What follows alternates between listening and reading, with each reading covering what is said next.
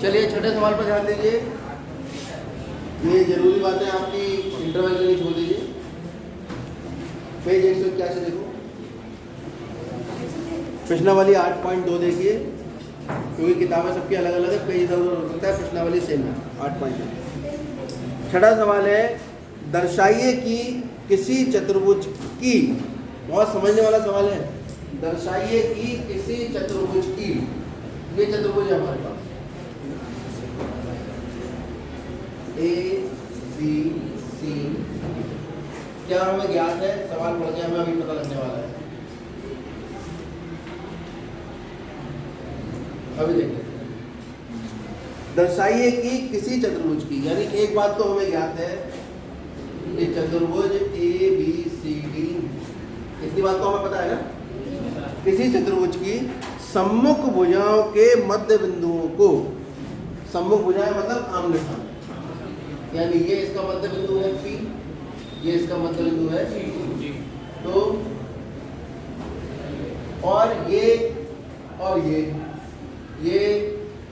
P Q R S क्रम में मान लेते हैं, और यहाँ लिख देते हैं कि P, Q, R तथा S, और किसका प्रयोग करते हैं, क्रमशः A B B C C D तथा A B के A D के क्या है मध्य बिंदु, ये तो हम हर बार शुरू से करते आ रहे हैं।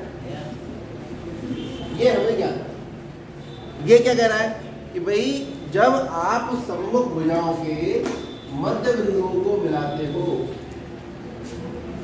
सम्मुख भुजाओं के मध्य बिंदुओं को, अभी तक हमने जितने सवाल किए थे उसमें चतुर्भुज के मध्य बिंदुओं को क्रमागत रूप से हम मिला रहे थे, ऐसे है ना, ऐसे मिला रहे थे इस तरह से। अभी तक सारे सवालों को ऐसे मिलाया है, सवाल नंबर 1, सवाल नंबर 2, है ना, सवाल नंबर 3, सब में यही किया था कि चतुर्भुज की भुजाओं के मध्य बिंदुओं को क्रमागत रूप से मिलाकर हमें एक चतुर्भुज प्राप्त हुआ था, और हमने चतुर्भुज को क्या सिद्ध किया था हर सवाल में, समानता चतुर्भुज सिद्ध किया था, पहले में भी सिद्ध किया था, दूसरे में भी सिद्ध किया था, ठीक है। तो इसको सिद्ध करवाने की आवश्यकता नहीं है, पहले वाले का ही सारा छाप देना है इसी, ठीक है। अब हमें क्या सिद्ध करना है,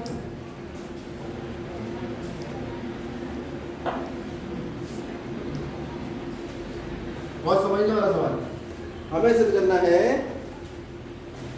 समांतर किसी चतुर्भुज की सम्मुख भुजाओं के मध्य बिंदुओं को मिलाने वाले रेखाखंड परस्पर समद्विभाजित, कौन है सम्मुख भुजाओं के मध्य बिंदुओं को मिलाने वाले रेखाखंड, PQ, तो मुझे सिद्ध करना है PR तथा SQ एक दूसरे को कहाँ समद्विभाजित करते हैं, बिंदु O पर क्या करते हैं,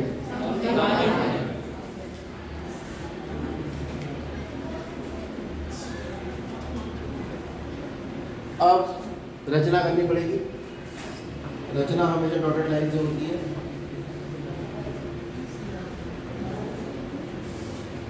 चतुर्भुज PQRS बनाए,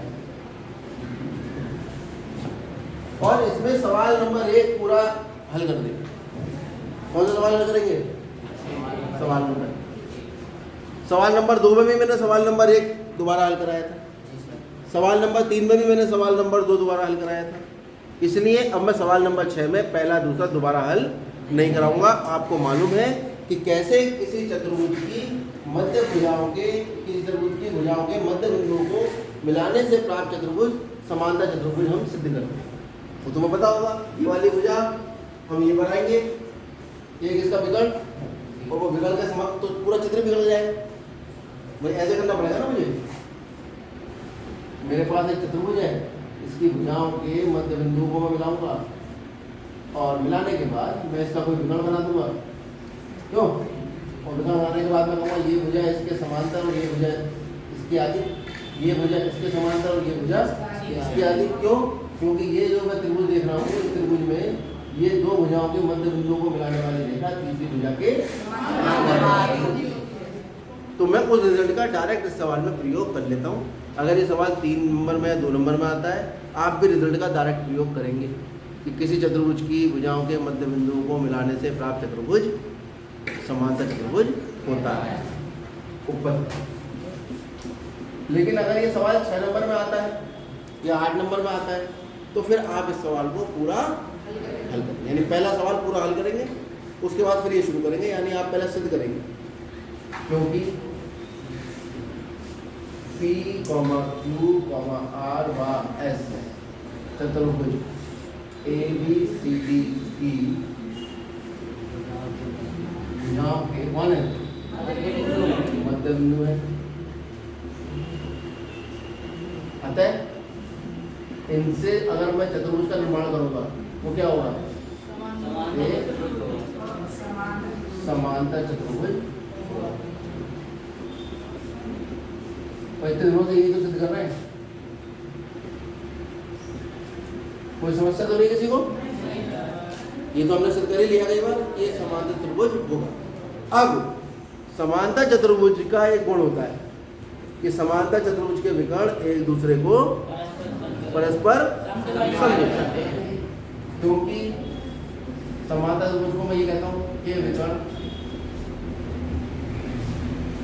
एक दूसरे को क्या करते हैं? समद्विभाजित करते हैं। कौन पे विकर्ण इसके? कौन कौन है? P, Q, R, S। इसकी बात कर रहा हूँ मैं A, B, C, D की बात नहीं कर रहा हूँ। A, B, C, D तो एक चतुर्भुज था ही, लेकिन जब हमने इसके मध्य बिंदुओं को मिलाने से एक चतुर्भुज प्राप्त किया, क्योंकि चतुर्भुज हमेशा ही समांतर चतुर्भुज होता है और समांतर चतुर्भुज के विकर्ण समद्विभाजित करते हैं एक दूसरे को, हम जानते हैं। तो ये जो समांतर चतुर्भुज है इसके विकर्ण है कौन? P, R और S। अतः P, R तथा S एक दूसरे को क्या करेंगे? समद्विभाजित करेंगे। और PR और SQ आए कहां से? जब हमने सम्मुख भुजाओं के मध्य बिंदुओं को मिलाया, सम्मुख भुजाओं के, हमें ये तो सिद्ध करना है, ये तो सिद्ध करना है कि PR और SQ एक दूसरे को क्या करते हैं, और ये हम क्या सिद्ध कर चुके हैं कि PR और SQ एक दूसरे को क्या सिद्ध करोगे? और सिद्ध कर दिया, सिद्ध कर दिया नहीं है बात समझ में? जो हमें सिद्ध करना था वो एक्चुअली PQRS के विकर्ण थे। PQRS एक चतुर्भुज की भुजाओं के मध्य बिंदुओं को मिलाने से प्राप्त हुआ। चतुर्भुज की भुजाओं के मध्य बिंदुओं को मिलाने से प्राप्त चतुर्भुज समांतर चतुर्भुज होता है। समांतर चतुर्भुज के विकर्ण एक दूसरे को, और बाई चांस हमने देखा ये वाले जो विकर्ण, ये जो हमें सिद्ध करने थे दोनों मध्य बिंदुओं को मिलाने से प्राप्त रेखाखंड जो आए थे दोनों, ये दोनों तो समांतर चतुर्भुज के विकर्ण निकले। विकर्ण है तो ये तो समद्विभाजित करेंगे ही, बात करें, ठीक है? यही हमें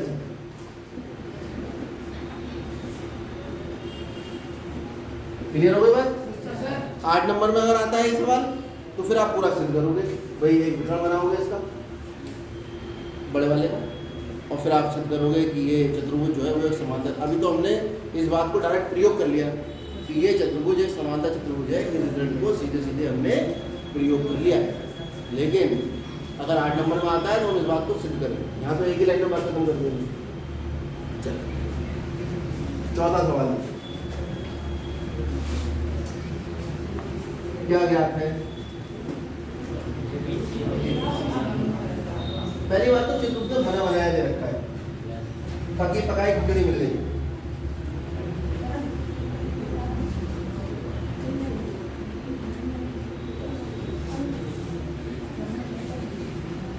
अभी तुम्हारे ऊपर है, तुम मम्मी की खिचड़ी बनाओगे या बीरबल की? ज़्यादातर बच्चे बीरबल की खिचड़ी बना देते हैं, पूरा पेपर समय निकाल देते हैं सवालों में सोचते सोचते। जब पेपर आपके हाथ में आएगा 34 सवाल होंगे उसके अंदर। कितने? 34 या 33? तो 33-34 सवालों में 20 ऑब्जेक्टिव आएंगे। 1 नंबर वाले होंगे, 2 नंबर वाले होंगे, 4 नंबर वाले होंगे, 8 नंबर वाले होंगे। तो सबसे पहले जो तुम्हें सवाल हल करने हैं वो कोशिश ये करना, सबसे पहले कौन से करने चाहिए? 8 नंबर वाले, सबसे पीछे से शुरू करो। लेकिन जब 8 नंबर वाले करोगे तो उसके बीच में 2 नंबर 4 नंबर वाले मत कर देना, ठीक है? 8 नंबर में जितने आते हैं उतने करो, फिर 2 नंबर में जितने आते हैं उतने करो, 4 नंबर में, फिर 2 नंबर में जितने आते हैं उतने करो, फिर सारे ऑब्जेक्टिव करो जितने आते हैं। उसके बाद जो बच जाएंगे वो बात करो। ऐसे मत करना कि एक सवाल तुमने बड़ा करा फिर एक छोटा कर दिया। सीक्वेंस आप एक ही रखना। वो सब बात के काम होते हैं जब हमारे पास समय बचता है। सबसे पहले तो हमें अपनी ऊर्जा वहाँ लगानी है जहाँ पर हम प्रश्न पत्र में उन सवालों को हल कर सकें जो हमें आते हैं। जैसे क्रिकेट मैच होता है ना, तो बॉलों पे शॉट समझदार कौन है? कोहली, सचिन तेंदुलकर, ये बड़े महान खिलाड़ी रहे। क्यों? क्योंकि ये उन बॉलों को मारते थे जो मारने की होती थी। ये नहीं कि जो मारने की नहीं उसी को बल्ला चलाए पड़े, है ना, तो ज़्यादा नहीं चल पाती कहानी। तो इसलिए जो सवाल आता है उसको पहले करो, जो नहीं आता है उसको बात के लिए छोड़ो। यानी अपनी शुरू में ऊर्जा उन सवालों पे लगाओ जो सवाल आपको बहुत अच्छे से आते हैं, जिनका पता है कि इनका आंसर पक्का हमें निकालनी है। इसलिए 15 मिनट शुरू के पेपर पढ़ने के लिए मिलते हैं। आराम से पेपर पढ़ेंगे, पेपर पढ़ने के बाद पेपर में निशानी लगाएंगे, खुद ही डिसाइड कर लेंगे, हल्का सा डॉट लगा देना, खुद ही डिसाइड कर लेंगे कि पहले कौन से करना है। ठीक, चलिए। तो डीबी ज्यामिति बच्चों को मुश्किल लगती है। मान लो अगर नहीं भी आए सवाल तो चित्र बनाओ, दिया है सिद्ध करना है लिखो, उपपत्ति लिखो, आधे नंबर तो इतने करने में मिल जाते हैं। चित्र बनाओ, दिया है सिद्ध करना, हर चीज़ के नंबर होते हैं। ज्ञात है के अलग नंबर होते हैं, सिद्ध करना है लिखने के अलग होते हैं, चित्र बनाने के अलग होते हैं, उपपत्ति करने के अलग होते हैं। ठीक है, चित्र पेंसिल से बनाने का अलग नंबर है, पेन से बनाओगे उसके अलग से काट लिया जाता है। चलिए अभी कह रहे हैं ABCD एक संबंध है।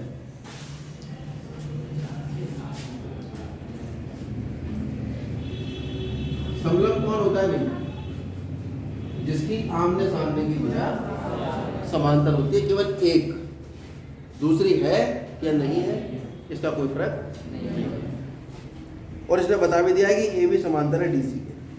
फिर इसने कहा विकर्ण BD क्या कर रहा है? विकर्ण, और विकर्ण एक है E भुजा AD का मध्य बिंदु है। अच्छा, E जो है वो AD का कौन है? मध्य। ऐसे सवाल पढ़ के आराम से लिखते जाओ, E AD का मध्य। थोड़ा सा दूर लिख लो इसको, E भुजा AD का मध्य। ये बेटा समझ लेते हो, थोड़ा जल्दी जल्दी बना देते हैं हम, है ना। हम हिंदी पे कम, गणित पे ध्यान देते हैं। ठीक है, थोड़ा सा राइटिंग कोई चीज़ समझ में नहीं आया पूछ लेना। अब E से होकर AB के समांतर है रेखा खींची गई है। खींच लो भैया, ये खींच दी AB के समांतर रेखा।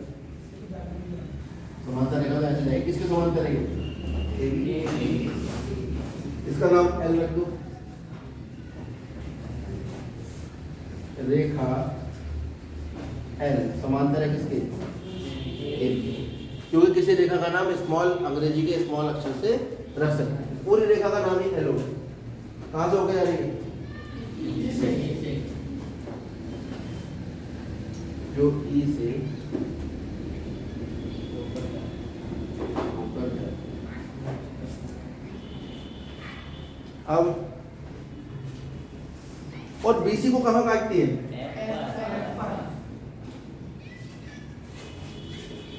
तथा BC को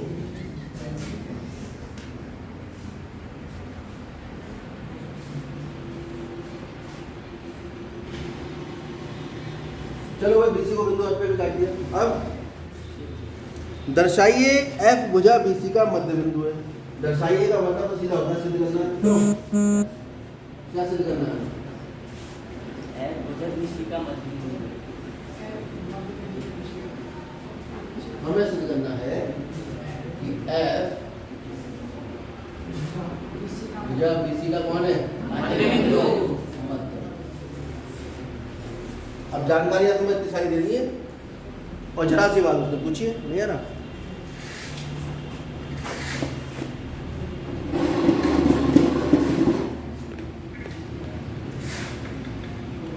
क्लियर है? अब क्या करेंगे? उपपत्ति में क्या करते हैं? वो पद लिखते हैं जिससे हमें सिद्ध करना होता है और सहायता किसकी लेते हैं? ज्ञान। क्या ज्ञान? क्या ज्ञात है हमें? ABCD। ये तो हमें ज्ञात है कि AB समांतर है किसके? BC। एक दूसरी बात हमें क्या ज्ञात है? AB समांतर है EF। ज्ञात है नहीं?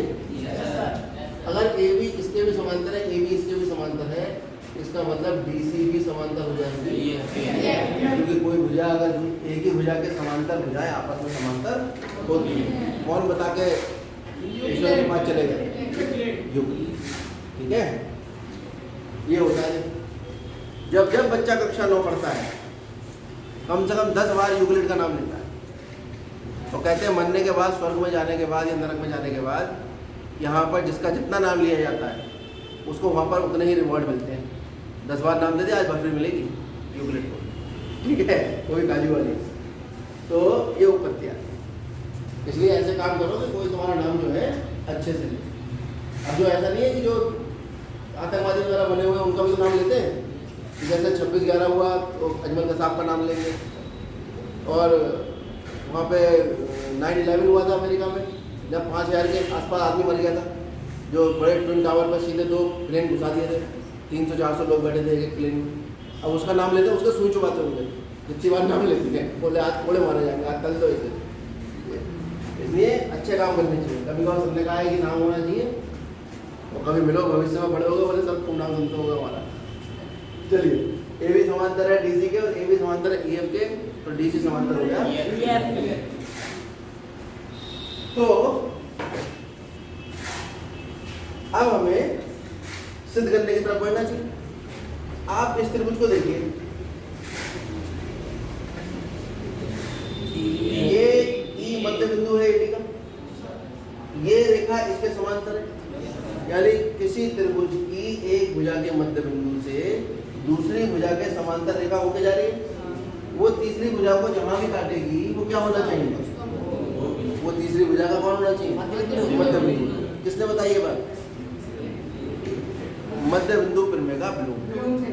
क्या था कि यदि किसी त्रिभुज की एक भुजा के मध्य बिंदु से दूसरी भुजा के समांतर रेखा खींची जाती है तो वो तीसरी भुजा को समद्विभाजित। आप चाहो तो पढ़ भी सकते हो इस प्रमेय को, ये हमने सिद्ध भी करवाई। ठीक, तो आप लिखेंगे क्योंकि त्रिभुज ADB में E जो है वो भुजा AD का क्या है? मध्य बिंदु है, तथा EO जो है वो समांतर है AB के। यहाँ से क्या पता लगा कि E जो O है, बिंदु O भुजा DB का कौन होगा? कौन सी प्रमेय से? मध्य बिंदु प्रमेय के विलोम। MPT कहते हैं, मिड पॉइंट थ्योरम। अंग्रेजी में लिखेंगे कन्वर्स ऑफ MPT। उसका कथन आप यहाँ पे लिख देंगे। हमने बताया था परिचय बना लो, मध्य बिंदु प्रमेय और मध्य बिंदु प्रमेय के विलोम की परिचय बना लो लिख लिख के, और जहाँ पे प्रयोग हो रही है हमने हल्का सा गोंद लगाया और वो चिपकी वहाँ लगा दिया।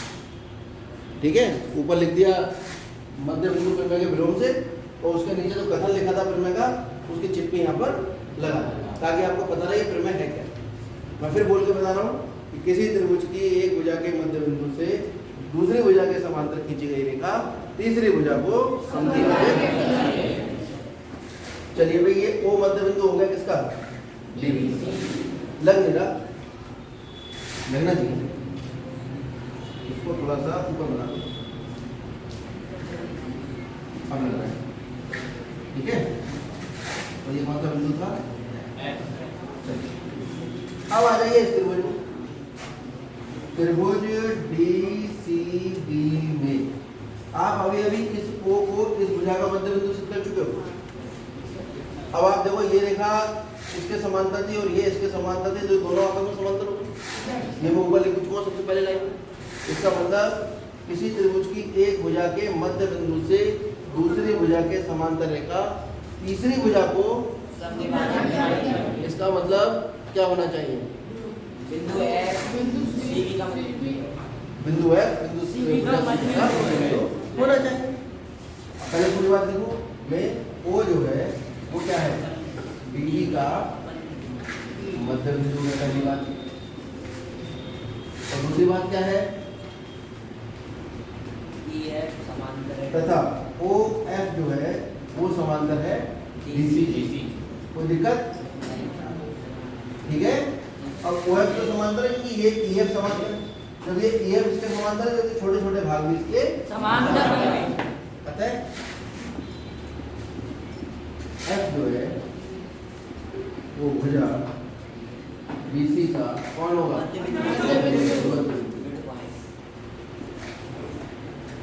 क्योंकि मैं पूरा लिख देता हूँ, फिर मैं कथन, ठीक है। ये मेरा कथन है क्योंकि किसी त्रिभुज की एक भुजा के मध्य बिंदु से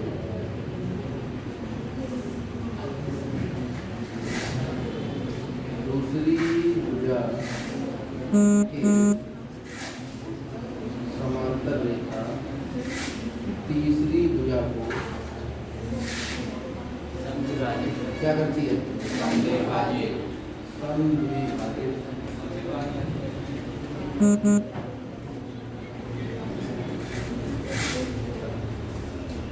ठीक है, नोट।